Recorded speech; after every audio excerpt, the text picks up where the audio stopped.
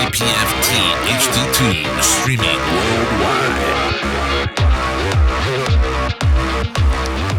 What's up, everybody? Yo, it still makes me want to twerk. You should, dude. You could use those. I posted that meme of the underwear where you can stick in the little butt pads. Yeah, I saw that. Get some of those, dude. I didn't know there was dude versions of those.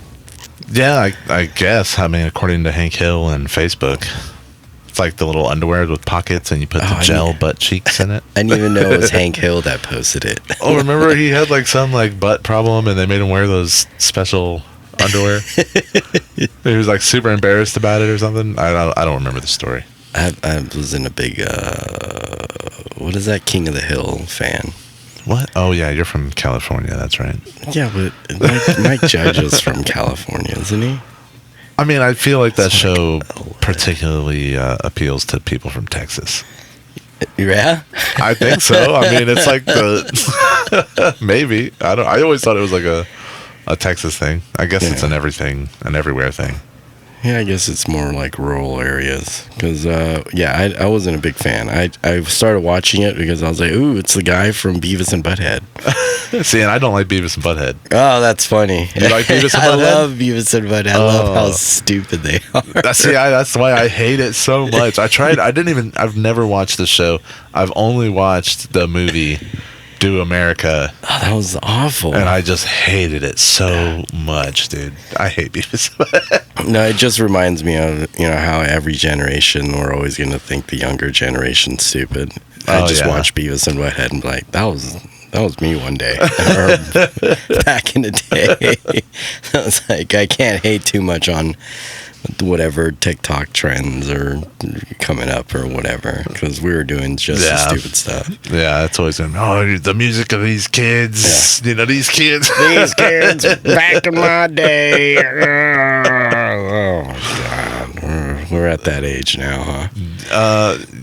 Yeah, I've been there a couple of years. No, I'm just kidding. I try to be open-minded. Yeah, no, same. That's why I watch Beavis and Butthead. Every time I think, like, jeez, this is stupid.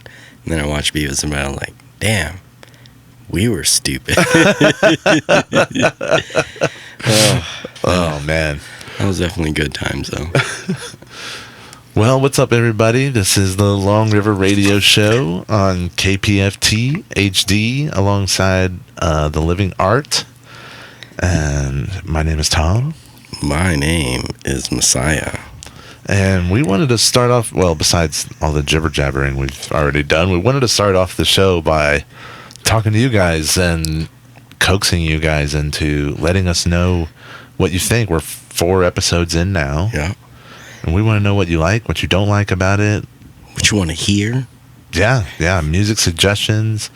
We're going to have some people coming in to get interviewed. So, let us know who you might want to hear from within the community. Or, let us know if you know somebody that might have something they want to say, Because, we want everybody to like this. It's not just for us. It's not for us, at all. So we want you guys to enjoy what you're hearing and be a part of it and be included and stuff like that. Yeah, let's bring back the radio stars. Yeah. We can't do live phones, but we can pretend to some days. That would be fun. And we can just get like a Skype call. We'll just put the phone right by the microphone. Yeah, that's live enough. It'll be live enough. Yeah, it's as live as it gets for now. But yeah, reach out to us. We're on Facebook and Instagram at Long River Sessions. We have our YouTube page for you to enjoy, Long River Sessions on YouTube. So hit us up. Dad's mom just released from our showcase. Oh, yes. That was a fun little shoot and fun little show. And Kyronex just came out too, right? Yeah. No, that's... Yes. Yeah. You're right. So we have a few videos from our last showcase, so you can see how that went. It was a lot of fun. But yeah, so hit us up. Let us know what you like, what you don't like. Let us know what you want to hear. And in the meantime, I guess we'll get into the music. Yeah, we're gonna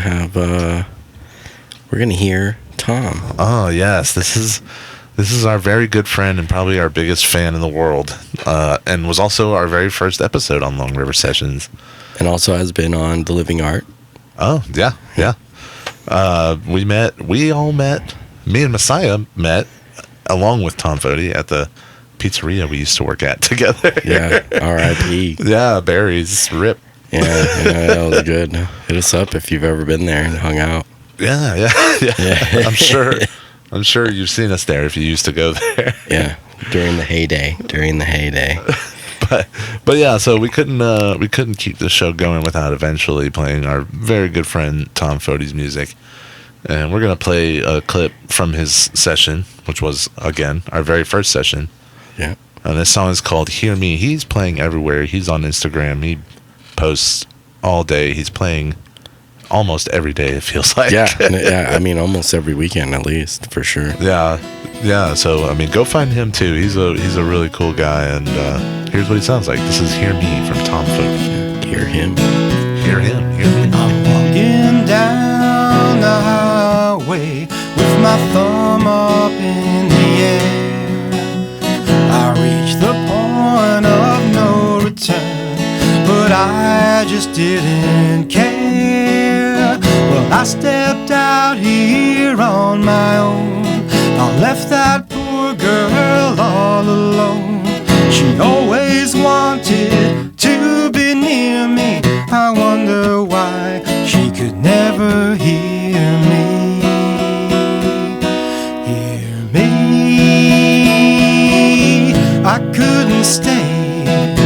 I didn't want to anyway. Hear me. One thing I know, the loving comes and I'm still going away.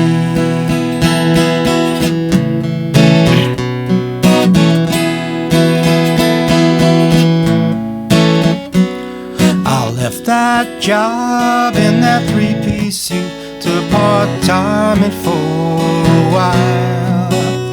I had to make a sacrifice just to earn an honest smile.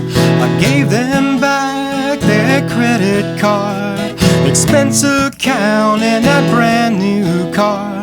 They thought those things might help endear me. It's funny how they could never hear me.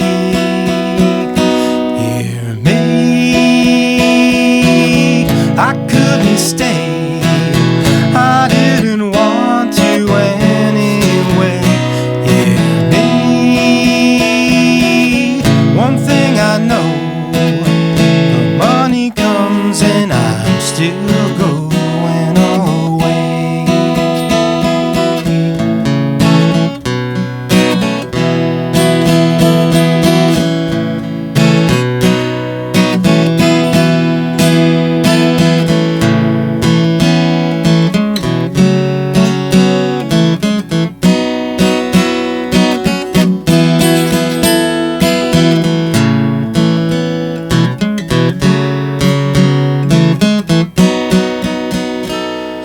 I'm not sure what I'm gonna find.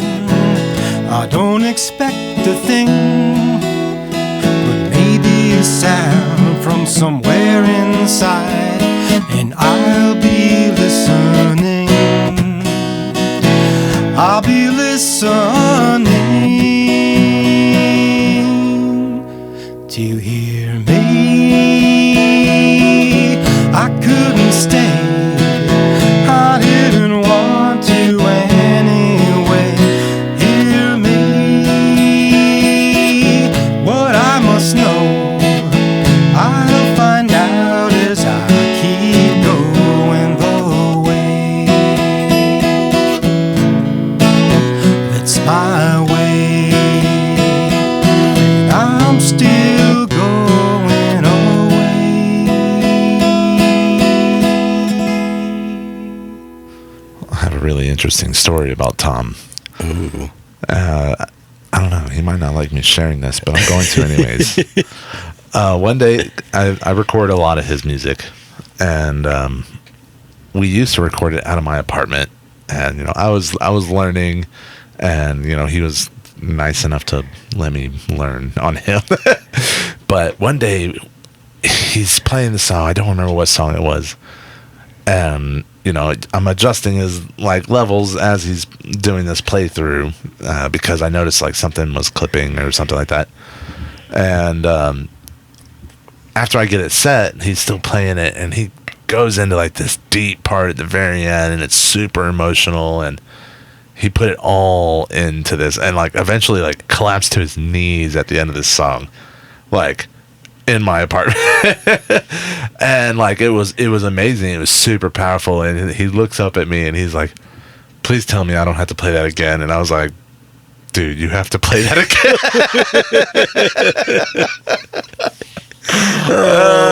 And he did just as well, but I mean, like, that's what happens in the recording studio. Sometimes, you're like, I had to fix something.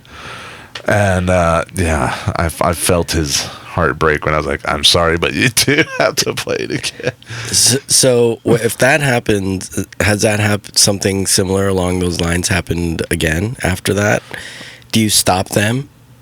Or do you just let them continue and then give them bad news? No, I let them keep going. That way, like, you can make sure that it's good for like the entire performance. Like you don't want to stop them because you want to keep making sure that it's right. Okay. Oh, but stuff like that happens all the time. Yeah. Yeah. Because doing interviews for documentaries and stuff, it's hard to re-get that emotional look again. Yeah. So I cut that. So it's interesting to hear the differences on how to go about things. It's very similar because like when you're recording a band, they assume they could take as many takes as they want. I'm sure it's the same thing with a video. Yeah. It's like you technically, you can, but the first one is always going to be the best one. Yeah. So just get it right the first time. Yeah. And hopefully I get it right the first time too. And, we can catch that lightning in the bottle, but it doesn't always work out that way. It's definitely interesting. Yeah. Have you ever done a take while recording an album and it just never got back? I guess it's gonna have to, right? Well, sometimes it's just like that has happened with sessions too, where they get frustrated or something and you're like, hey, let's take 10 minutes and come back and try this again. It happened with my band, Yeah. So it's like let's and then when you come back, everybody's chill, their vibe is a little bit better and stuff like that, So yeah. I mean, I bet it gets exhausting just recording the same thing over and over again to get that right sound or feel, Yeah. Well, some people can like Alex, who we've played on here in a couple different bands. He's in Chironex and he's in Burdener. Now he's in Oceans of Slumber. He can come in and everything he does is like 1 or 2 takes maybe, and he's like, all right, cool, let's move along. Whoa. That's why I love working with him. It's easy.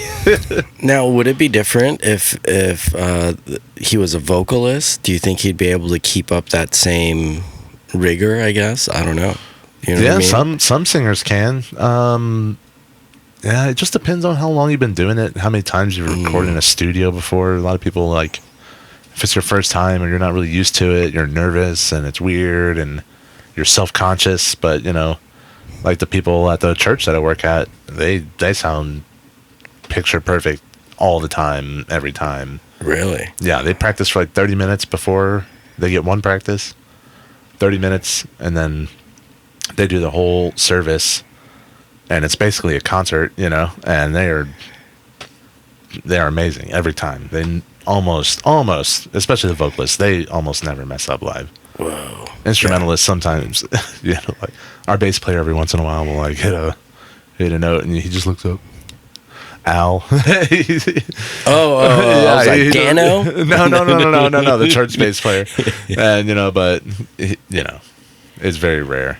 Yeah. I mean, it's always interesting to see the process and how it works and what kind of mistakes happen during what, or it's definitely interesting. Well, speaking of musicians, let's go on to the next one. This is a jazz trumpeter. No, not a musketeer. A trumpet. Yeah, a trumpeter. A I don't know what you would call a trumpet player. A trumpet player. I guess that sounds more logical. Let's ask Google. That way people can't call us out for speaking incorrectly. It's all right. I'm the non-musician guy. What do you call a trumpet player? Dun, dun, dun. A trumpeter. Trumpet. No, see, it's or hornists. It's okay. This is what Google says. A hornist. Those who play trumpets are called trumpeters, and those who play horns are called horn players, or less commonly, hornists. What? What's? Oh, I can't wait to call my next horn playing friend a hornist. What? I'm going to introduce them that way. What's the difference between a horn player and a trumpet player? I think it's just be more specific. I guess you're a horn player if you're a trumpeter, but you can also just be more specific and call them a trumpeter hornist. It sounds like hornist. Yeah, sounds like something you're gonna get stung by. Yeah, a hornet's nest. So is a saxophone player a hornist? I guess so. Oh, I've never heard that. That's kind of a trip. But so this guy is a hornist. Is a hornist. Okay. His name is super Japanese guy. Takuya. That's his name? Yeah, super Japanese guy. No, the guy's name is Takuya Kuroda, and his track title is called Rising Sun. All right, let's check it out.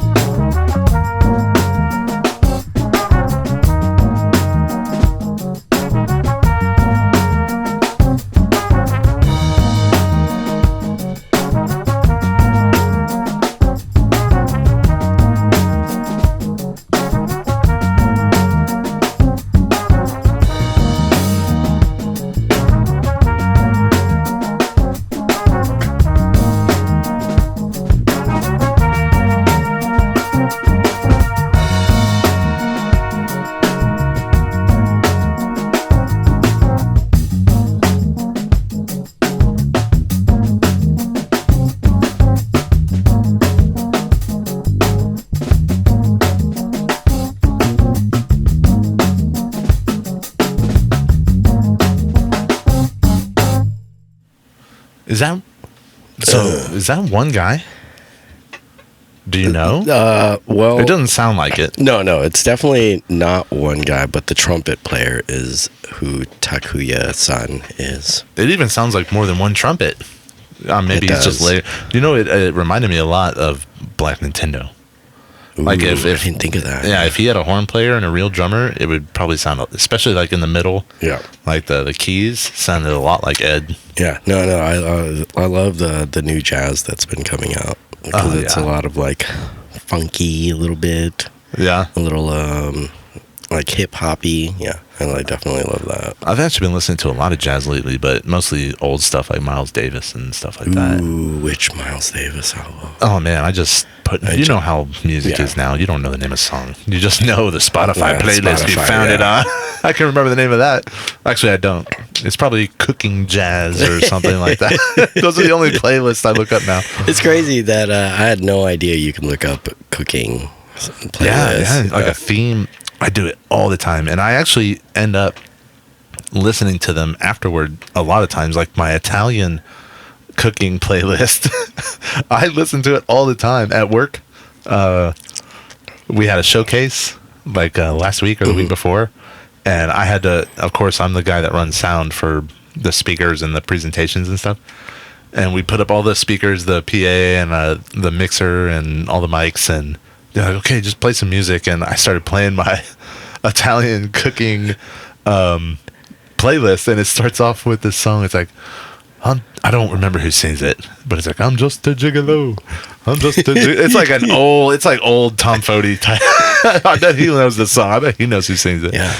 But everybody looked at me like I was insane because, I'm like wearing my Conan sweater, and I'm always like double bass drumming at my desk, and they're like, "What is this?" What is this? I made ravioli last night, so this is the inspiration of ravioli. You can do it with anything, man. Yeah, well, that's kind of cool.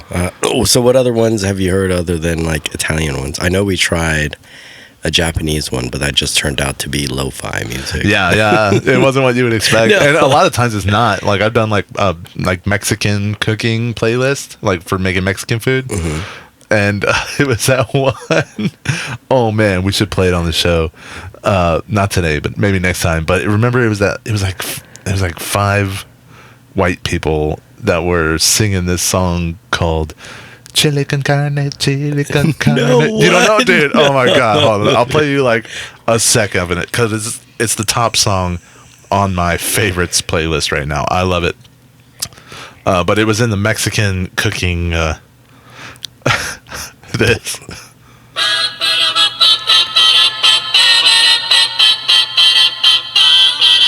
Hey. I was playing that off my phone. Sorry for how terrible it sounds. But I was, making probably carnitas or something, and that came on. I was like, no, this is not the right playlist to cook carnitas. Did you let it play? Oh, yeah. And I added it to my favorite playlist. So it's number one on my Spotify liked thing, That's funny. I gotta look at what my number one is.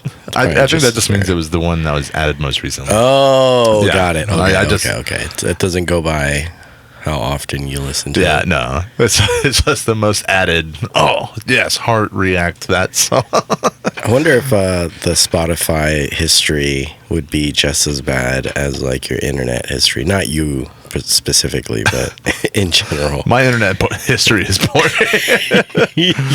but like in what sense? What do you mean? Well, like last week, I think I was a little ashamed of being a Good Charlotte fan. But yeah, like if I'm in my car, I'm definitely listening to a lot of random stuff that I just let play. And I'll do cry-alongs with like dashboard confessionals and stuff like that. I feel like every time I get in your car, I feel like it's reggae and hip hop. Yeah, and maybe like some old. I don't know. Yeah, it's like always oldies. Yeah. No, that's fair. With like sprinkling of like hipster music. Oh, what? That was, I was like, excuse you. Turn down my phone before we started. Excuse you. Farting along. Oh, but let's get to this next song. This next song is our buddy Actually, it's all of them. Or it's like a super group called JVS Real and the Bootleggers. Yeah, but Jay freaking left. Sorry, Excuse you again. I thought I turned it down. People are texting me. Yeah, but didn't Jay move to Ohio? Yeah, I think he might. I don't know if he moved back or I don't know where he's at now. But I know he left. He moved away. He moved far, far away. Far away, out of Texas. But he WTF, shreds, JBS. dude. Yeah. He is a shredding blues rock master. He's another one of those guys that doesn't sound like what he looks like. Oh yeah. He sounds. Yeah, you'll see. We'll let you make up your minds about it because I love it. I'm not hating. Yeah, it's Yeah. just it's always fun to see. You're like, oh, whoa, okay. That's not what I expected to sound. Yeah, he's super energetic. I mean, this particular recording is from. He had a session here with us at Long River Sessions, and this is a snippet from that. It's his song "It Was You." So let's check it out. Check it out.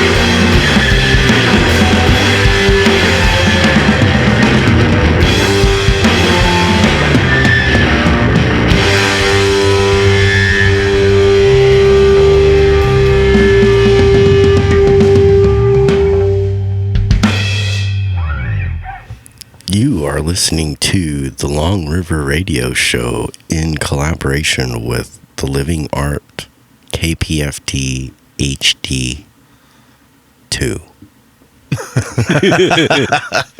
Dude, my favorite thing about when they came to play was all of the like vintage gear that he brought. Yeah. I guess he still works at Guitar Center, I think, but I know for sure at the time he did. And everything he brought in was like old, like sought after pedals and amps. Like, you'd have to look at the video to see because I can't remember everything off the top of my head. But so it's the same in audio as far as like old gear equates to good gear. To some people. Okay. I mean, fair. Yeah, a lot of times, like, it's sought after or it's rare, you know, and a lot of times, yeah, it's like, it's usually famous because it was used on a famous album or something. Yeah. Well, so in the video world, those super old 1950s to 70s lenses don't ever go down in value. Really? Yeah. Because it's apparently how the glass is shaped within the lens that keeps its value or something like that. Oh, yeah, because I'm assuming, like, technology changes to manufacture it and stuff like that. Mm-hmm. So, like, maybe it gets to a point where you can't reproduce something that was from back then. Yeah, I mean, I have no idea, but if any of the videographers are listening, we all know that, like, lenses are the most expensive thing. Like, the cameras are expensive, but that's only the start. Yeah, you've shown me a few, and it's like, wow, that's a lot just for some glass, some magic crystals. Yeah, pretty much. Yeah, it's good charm crystals it's super expensive. They figured it out. But yeah, no, it's yeah. There's plenty that, like, especially the lenses with like the red ring around it. Oh, if you see any lens out in the world with a red ring on it, it is super expensive. Like around the outside or on the glass? It's like a red ring almost at the very end of the lens. Oh, okay. Yeah. It just means like it's super expensive. Oh, so it's a flex, huh? You can't unflex that if you buy. So you like open your bag full of gear and it's just full of red ring lenses. You're like, you're like, you have 7 red rings. Oh my gosh. Yeah. That's like the whole Olympic logo. Oh, that was terrible. I'm sorry. No, it is. I had to think about that. No. I had to think about that. It is because it's 4 at the bottom and then 3 at the top, right? I don't know. Who cares? Yeah. Is it coming up? I feel like it's probably coming up. Winter. So because I know it happens every 4 years. Like I know didn't they have the summer ones this year? Does that mean anything? I don't know. What are we talking about? We don't know what we're talking about. Well, no one cares anymore. I mean, I remember growing up, like, it was like a big deal. Yeah, it was like, oh man, USA. Yeah. Oh no, it was the X Games that we were watching the BMX guys. Oh, okay. Was that also in the? Do they have? This might be a stupid question. Do they have BMX stuff during the winter games, or is it just winter sports? I don't watch any of it. I'm assuming winter sports is like snowboarding and skiing and ice skating, and summer is like swimming and skateboarding. We used to always watch, when I worked at Zoomies, we always used to watch the winter games. Be like, it's that Sean White. Sean White. I don't know why I think Palmer. It's like, oh man, Sean White's super thrash. And I used to work at Zoomies, and every winter, I was just like, oh bro, he's using that new Burton board. I'm like, I don't care. I tried to get into skateboarding for a little while, but I was a fat kid, so I was awful at it, and I quickly moved along. I don't know, man. I bet you would have totally loved snowboarding. I think it's less scary. Yeah, I wasn't scared. I just couldn't get the board to do, like, I could ollie, I could do a pop shove it, and I could get onto a curb. I could jump on a curb like I'm gonna grind on it, but I don't grind because it's a cement curb in the ghetto where I live. Yeah. Well, what else would you want to do? Were you trying to like Rodney Mullen it and man, I want to do like the cool tricks, like jump off ramps and do 360 flips and catch them and throw it back under your feet or something. I don't know what they do. Let's do the Tony Hawk Pro Skater Spider-Man. Yeah, that's all the reference I have is Tony Hawk Pro Skater. I don't know. I got to a point where I could almost kickflip a longboard.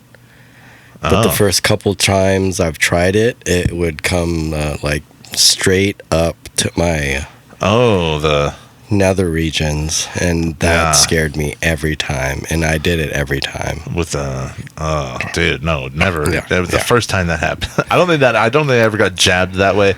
I remember falling and hurting my tailbone once, and then right after it felt better, I like fell in a crack and broke my foot, and I was like, I'm not doing this anymore. Yeah. I think that's what my little brother did. I think he landed some sort of a Rodney Mullen trick, and then rolled his ankle and was like, nope, never again. I landed the one trick I wanted, and now I'm good. Yeah, smart. I mean, I don't know. That's just me. Like, I've seen skateboarders that do some pretty insane stuff, and I was like, I bet you rolled so many ankles trying to figure that out. I think about that with all of those guys. It's like... Yeah, that's one of the pains I would never want to consistently get. Yeah, or like those guys we watch, the crazy mountain biking guys, man. Dude, don't even talk about that. You fall like I don't know, man. They got guts, man. They got guts of steel. What was it? My buddy that moved to Vermont, he showed me a hiking trail he went on, and at first I was like, oh, that's a pretty cool picture of like a top of a mountain. And I was like, is that a trail? He goes, yeah, it's called the Knife's Edge. And I was like, that totally makes sense. That sounds pretty dope. Yeah, because one end, you fall one side, you're going to die. You fall the other side, you're going to die. But looking at it, you're like, that's not a trail. That's a peak. Yeah, we that's call a it peak. A peak. Yeah. I'll show it to you. It's pretty crazy.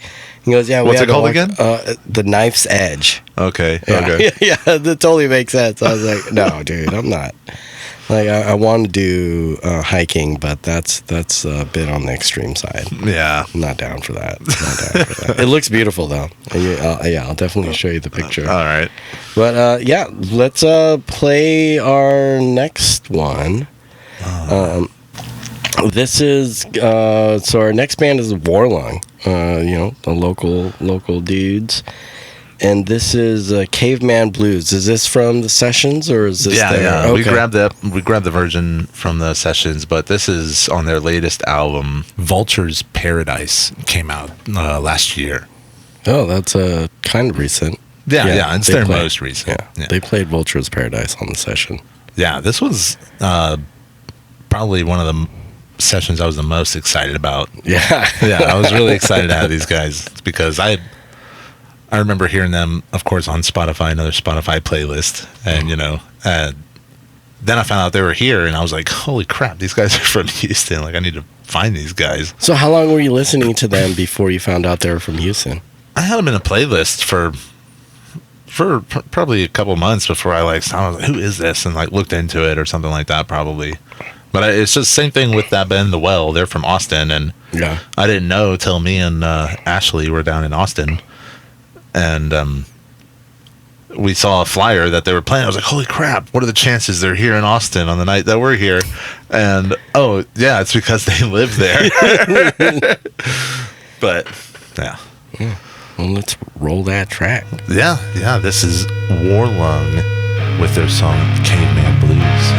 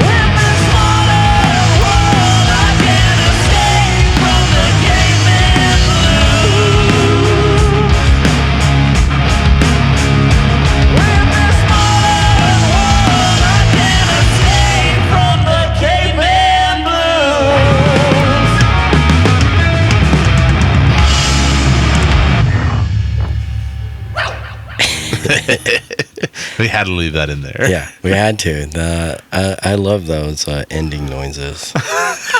Ending noises? Yeah, I don't know what else to call them, right? Because, well, what's funny is the memory I have with this band is with our friend DJ. And he always goes, I like that. Oh, yeah. He'll just shout it out at a show. Yeah. He likes to do this thing where right after a song ends, he just shouts over the crowd and goes, oh, I like that. It's also just as cool to hear the band going, well. Yeah. The ending noises, right? Ending noises. Yeah. Sure, we'll go with that. Impromptu ending noises. But, so here, let's go right into our next one. This is this band has been dubbed the Japanese James Brown, and they're awesome. They're freaking awesome. If you ever get a chance, look them up on YouTube. This dude's like 4 foot nothing. What are they called? Zainichi Funk. And the track title's in Japanese, and I Google translated it.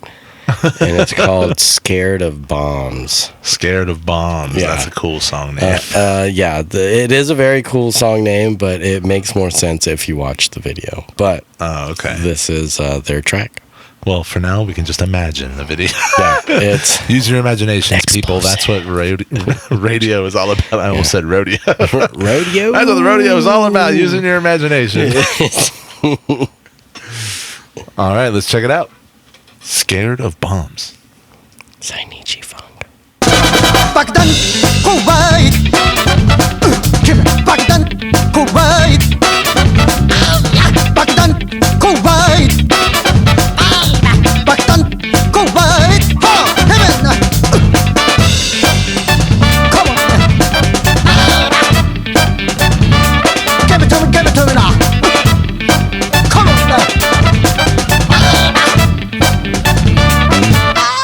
Hit me Hey brother It is my own 我慢が勝つのそっぱって怖いの飛んできてな痛いの飛んでゆけなガイディサイズのギターでガイディサイズのメロディーでガイディサイズに叫ぶのか愛しているって叫ぶのか落ち着け早まるなよく噛み砕いてよし今だ吐き出せ爆弾怖いgive me some more爆弾怖い爆弾怖いコモンだ爆弾怖いコモンはぁヘメゲームgive it to meなコモンだコモンだヘッメーなHey brother言ってしまえよ我慢が勝つのすっぱっち怖いの飛んできてな痛いの飛んでゆけな真面目な歌を歌えというボケてるやつが突っ込めという武器を持ってこそ国だという我が国言っている落ち着け早まるなよく噛み砕いてよし今だ吐き出せ村上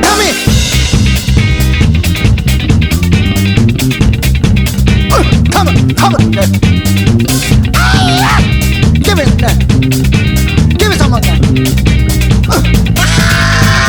吹っ飛べやっぱ吹っ飛ぶな吹っ飛べやっぱ吹っ飛ぶなGive me 吹っ飛べじゃ吹っ飛ぶなカモンな吹っ飛べやっぱ吹っ飛ぶな吹っ飛べなやっぱ吹っ飛ぶなおい吹っ飛べGive meやっぱ吹っ飛ぶな吹っ飛べやっぱ吹っ飛ぶな吹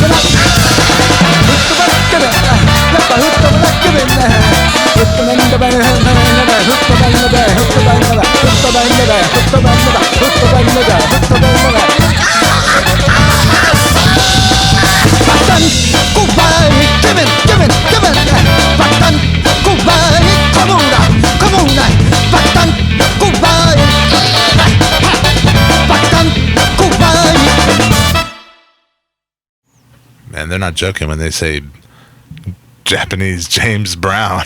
It sounds exactly like James Brown. Just not in English.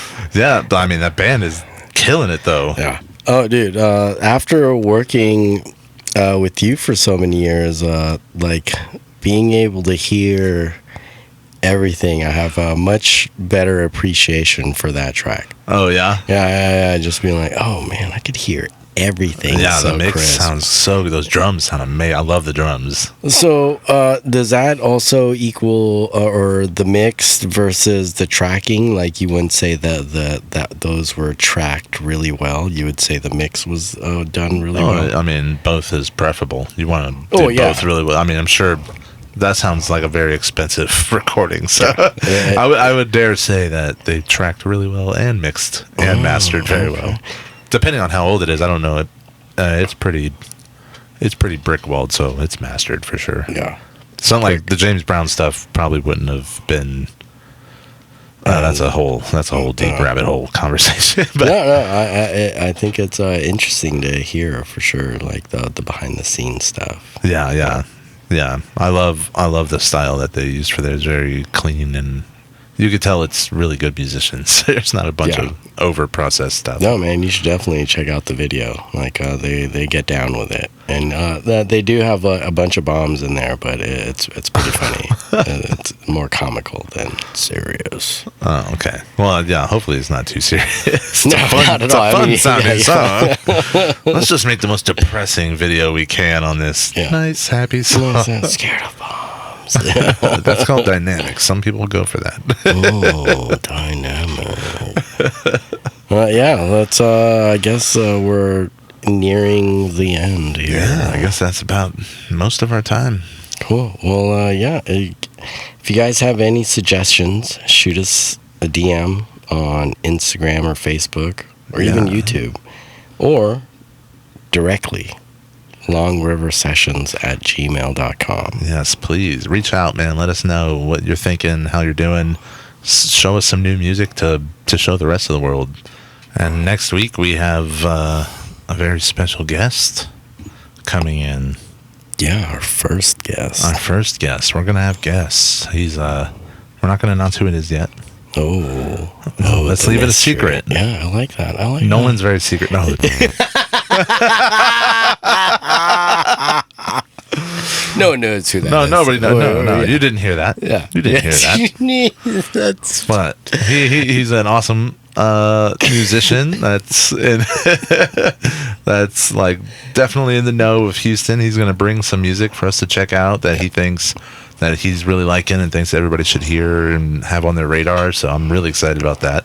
And the only reason I don't want to announce who it is yet is because who knows, stuff happens. They might cancel. I don't want to get everybody's hopes up, Yeah. Well, we'll still bring the fire. Yeah. Yeah. Well, Houston will definitely bring the fire because it's still pretty warm.